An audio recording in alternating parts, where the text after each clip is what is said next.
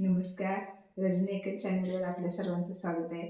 तर संक्रांतीच्या निमित्तानं भोपळ्याच्या घाऱ्या कशा करायच्या ह्याचा व्हिडिओ आधीच आम्हाला बनवायचा होता, पण वेळ मिळाला नसल्यामुळं आता आपण भोपळ्याच्या घाऱ्या कशा करायच्या बघणार आहोत. तर कोण कोण गाजराच्या घाऱ्या करतात, केळाच्या करतात, कवळ्याच्या करतात, भोपळ्याच्या करतात. तर भोपळ्याच्या घाऱ्या छान होतात. तर त्या कशा करायच्या ते आपण आजच्या व्हिडिओमध्ये बघूया.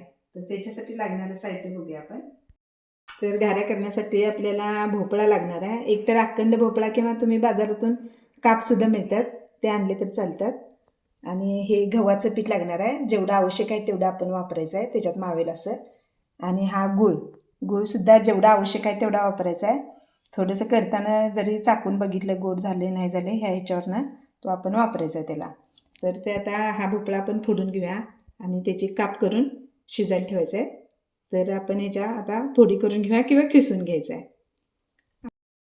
तर असा भोपळा कापून घेऊया, बघूया कसं हे होतं.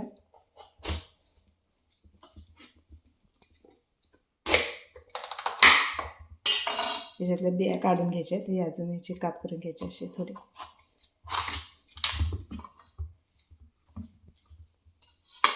त्याच्यातल्या बिया काढायच्या आणि एकतर खिसून घ्यायचा नाहीतर मग फोडी करून घ्यायच्या. फोडी करायचं असेल तर त्याची सालं काढली पाहिजेत आपल्याला वरची.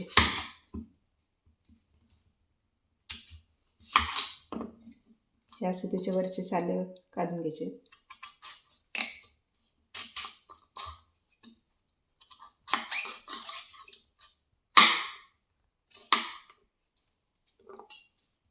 आणि हे असे त्याचे भाग करून घ्यायचे असे थोडे अशा. तर अशा पद्धतीने आपण आता ह्या सर्व भोपळ्याचे सालं काढून अशा फोडी करून घेऊया आणि मग शिजायला ठेवूया. आता ह्या भोपळ्याच्या फोडी आपण करून घेतल्यात. तर ह्याच्यामध्ये आता अंदाजाने आपण एवढा तरी गुळ ह्याला लागेल ते एकत्र करायचं आहे. अजून थोडं टाकलं तरी चालेल. खाली असं शिजायला ठेवायचा गॅसवर.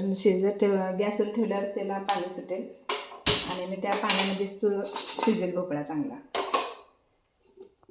तरी आपण थोडा वेळ चांगलं शिजेपर्यंत गॅसवर ठेवायचं आहे. ते आता ह्याला पाणी सुटायला लागले. तर आपण जसा गूळ विरघळेल तसं त्याला पाणी सुटेल आणि त्या पाण्यामध्येच ते भोपळा शिजेल चांगला. आणि चांगला मऊ शिजेपर्यंत आपल्याला ह्याच्यावर ठेवायचा आहे, शिजत ठेवायचा आहे. तर झाकणं घालून ठेवायचं. नंतर आपोआप त्या आतल्यात शिजत राहील. एक 10-15 मिनटं तरी लागतील त्याला शिजायला.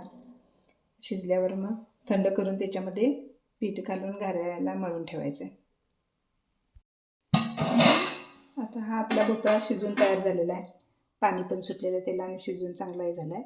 तर त्याच्यात आपण थोडे सुंठपूड टाकायचे आणि थोडं मीठ टाकायचं.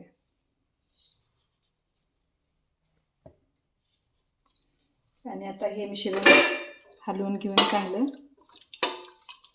परत हे थंड करायला ओतायचं आहे.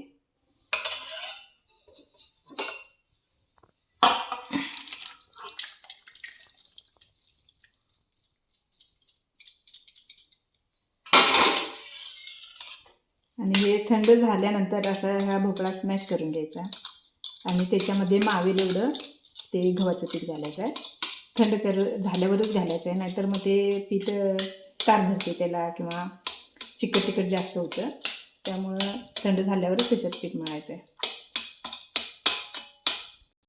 ते आता थंड झालेलं आहे चांगलं. तर आपण ते स्मॅशरने व्यवस्थित स्मॅश करून घ्यायचं असं चांगलं. भोपळा चांगला शिजला आहे. हा चांगला शिजला तरच घाऱ्या छान होतात, एकजीव होते पाणी, गुळाचं पाणी आणि ते भोपळा. तर आता ह्याच्यामध्ये मावेल एवढं आपण पीठ घालून घ्यायचं आहे. व्यवस्थित छान बारीक करायचं पहिला भोपळा, कुठेही जाड ठेवून चालणार नाही. हे आता चांगलं बारीक झालेलं आहे. तर ह्याच्यामध्ये आता आपण पीठ घालून घ्यायचं आहे. गव्हाचं जेवढं मावेल तेवढं ते घालायचं आहे.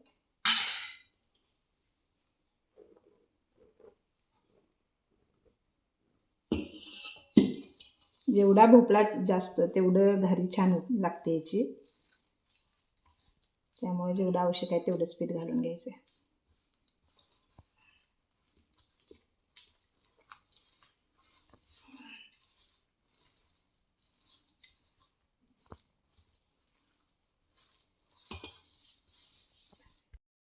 त्यात असं पीठ मावेल तेवढं हे करून ठेवायचं आहे. थोडंसं घटसर मळून ठेवायचं आहे.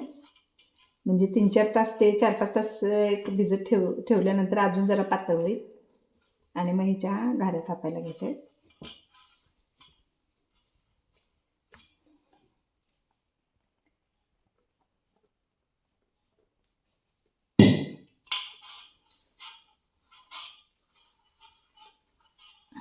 हे असं थोडं मळायचं आणि झाकून ठेवायचं. हे आता पीठ आपलं फुगलेलं आहे चांगलं 4-5 तास मळून ठेवल्यामुळं. आता ह्याच्या आपण घाऱ्या करायला घ्यायच्या आहेत. तर इथं असं प्लॅस्टिकचा कागद किंवा फडक्यावर पण कोण करतात. तर प्लॅस्टिकचा कागद घेतलेला आपण हा आणि ह्याच्यावर हे असा गोळा घेऊन थापायचा आहेत हे घाऱ्या. तोपर्यंत आपण इकडे तेल गरम करायला ठेवलेलं आहे. तेल गरम झाले की त्याच्यामध्ये हे घाऱ्या सोडायच्या आहेत करायला. आपण थोडेसे तेल पण लावून घेऊ असे आणि असं थोडंसं त्याला थापायचं थोडं आणि या मग असं तेलात तळायला टाकायचं. ती भाजीपर्यंत आपण दुसरा गोळा इथे करायला घ्यायचा.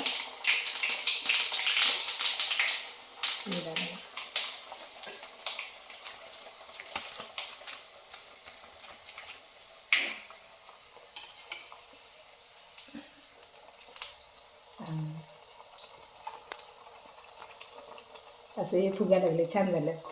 पीठ चांगलं फुगलं. याच्यावरनं लक्षात येते की पीठ चांगलं फुगलेलं आहे. हे अशी खरपूस जराशी भाजायची थोडी लालसर, म्हणजे टेस्ट चांगली लागते त्याची. अशी गाळून काढायची.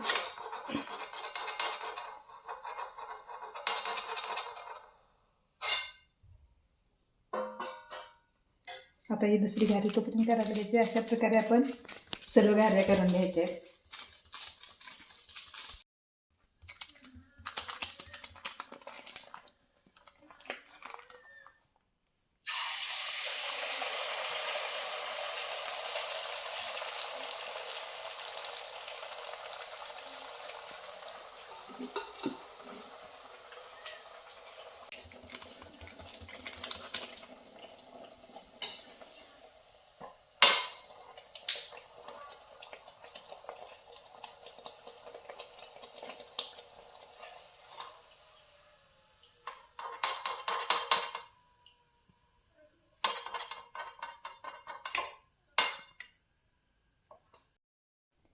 हे आता अशा प्रकारे आपल्या घाऱ्या करून झालेल्या आहेत. भोपळ्याच्या घाऱ्या छानच लागतात. तुम्ही पण करा आणि खाऊन बघा. छान टेस्ट येते, मऊ लुसलुशीत होतात भोपळ्याच्या घाऱ्या. आणि त्याला बरोबर गूळ आणि भोपळा व्यवस्थितच प्रमाण झालं पाहिजे. पिठाचं प्रमाण व्यवस्थित झालं पाहिजे. तर पीठ जास्त होऊन चालत नाही किंवा गूळ पण जास्त होऊन चालत नाही. गूळ जास्त झालं तर काठ त्याचे कडक होतात आणि जास्त गोड लागतात. एवढ्या काही चवीला होत नाहीत. तर भोपळा जास्त पाहिजे ह्याच्यात. तर अशा मऊ लुसलुशीत घाऱ्या होतात. तर तुम्ही पण करून बघा. तर आजची रेसिपी आपल्याला कशी वाटली ते नक्की कळवा. आणि आमच्या चॅनेलला अजून तुम्ही सबस्क्राईब केलं नसाल तर सबस्क्राईब करा, लाईक करा आणि शेअर करा. पुन्हा आपण इतर रेसिपीसह भेटूया. तोपर्यंत धन्यवाद.